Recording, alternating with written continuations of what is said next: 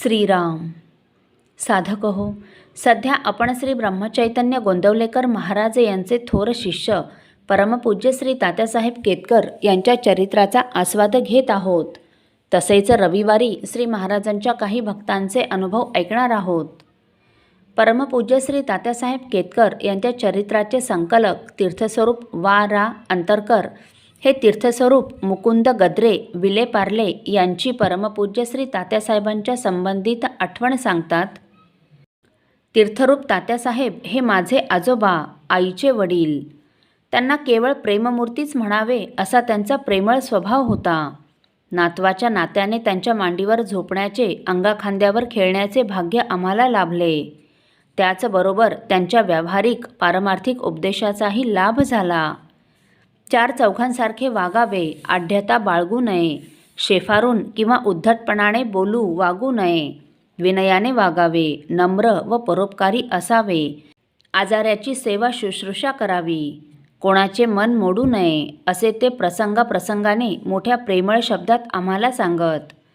माणसाने चौफेर ज्ञान मिळवावे, खेळात प्रावीण्य मिळवावे, कलेत व सर्व गोष्टीत योग्य रस घ्यावा, पण गर्व करू नये, जगात माणुसकीने वागावे यावर त्यांचा भर असे. लहानपणी आम्हा मुलामुलींची भांडणे सोडवण्याचीही कधीकधी त्यांच्यावर पाळी येई. अशा वेळी ते गोड प्रेमळ शब्दात म्हणत, अरे असे भांडू नये, गोड गोड बोलावे, प्रेमाने वागावे, आईवडिलांचे ऐकत जावे बाळ. बोलण्याच्या ओघात केव्हा केव्हा स्वतःच्या आईवडिलांबद्दल सांगत. त्यात प्रेम, नितांत आदर, आत्मीयता अगदी सहजपणे उघडपणे दिसून येई. म्हणायचे, आमची भाऊसाहेबांइतकी महाराजांवर निष्ठा कुठे आहे? ती कुठेतरी कमी पडते. त्यांच्यासारख्यांनी असे उद्गार काढावेत यात त्यांचा नम्रपणा दिसून येतो. तशीच भगवंताच्या भेटीची तळमळही स्पष्ट होते. संगीताची त्यांना आवड होती खरी, पण आरती किंवा भजनात सुरावट व तालबाजीपेक्षा भक्तिभावाने म्हटलेले त्यांना मनापासून आवडे. ते स्वतः भजन म्हणत तेव्हा चाल अगदी साधी असे, पण भक्तिरस आणि तळमळ अगदी ओतप्रोत असत. तात्यांच्या बरोबर हैदराबाद, रामेश्वर, काशी, अयोध्या वगैरे ठिकाणी जाण्याची संधी मिळाली. प्रेक्षणीय स्थळे सर्व पाहावीत असा त्यांचा आग्रह असे. मला प्रवास वर्णनही लिहिण्यास सांगत. तसे मी लिहिलेही होते. ते त्यांना आवडलेही होते. लोकांचे भिन्न भिन्न स्वभाव, वागण्याचा तऱ्हा, रीतिरिवाज आणि प्रेक्षणीय स्थळे यांचे अवलोकन मला करावयास मिळाले. असो, रोजचे नित्यकर्म आम्ही केले की नाही याची ते अधूनमधून चौकशी करीत. स्नान झाल्यावर लगेच माळ करावी, माळ करताना बोलू नये असे ते मला सांगत. परमार्थात रंगून जाणाऱ्या या आजोबांनी माझा इंग्रजी भाषेच्या अभ्यासाचा ओनामाही करून दिला ही एक सांगण्यासारखी गोष्ट आहे. त्यावेळेला आम्ही बापूकाकांकडे जमगी या गावी गेलो होतो. तात्याही तेथे होते. तात्यांचा स्वभाव परोपकारी होता. पुष्कळांना अडीनडीच्या वेळी त्यांनी पैशांचीही मदत केली. त्यांचे वागणे सर्वांशी मिळून मिसळून असे.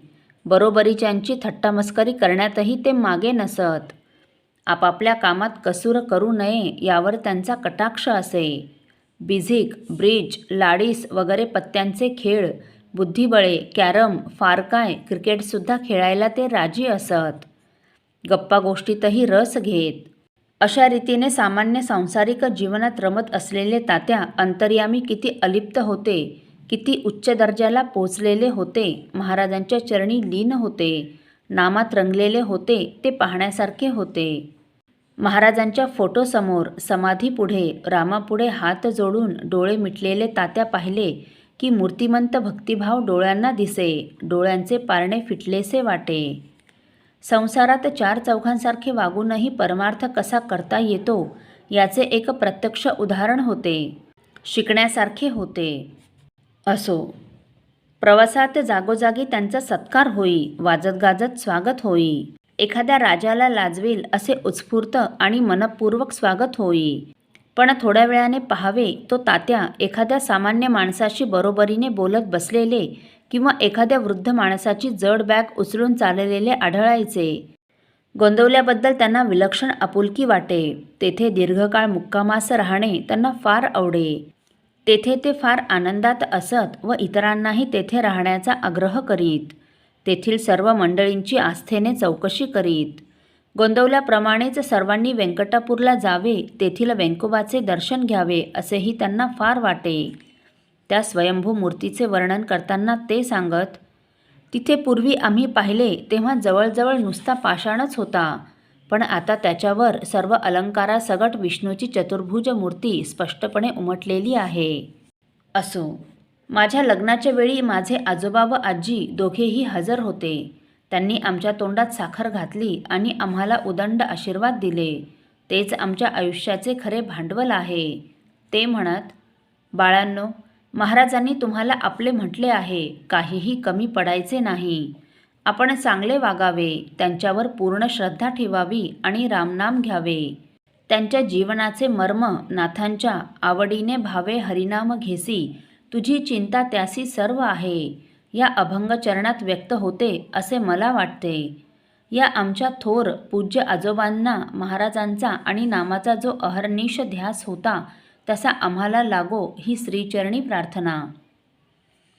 असो, साधक हो, पुढील भागात आपण तीर्थस्वरूप चिंतामण गोविंद जोशी पुणे यांची परमपूज्य श्री तात्यासाहेबांच्या संबंधित आठवण ऐकणार आहोत. श्रीराम समर्थ. आपल्यातील कोणा श्रींच्या भक्तांना श्रींचे काही अनुभव आले असतील तर कृपया आपण मला ते 9422843253 अथवा सुनील दादांच्या 9892608401 या व्हॉट्सअप नंबरवर कळवावेत अशी नम्र विनंती.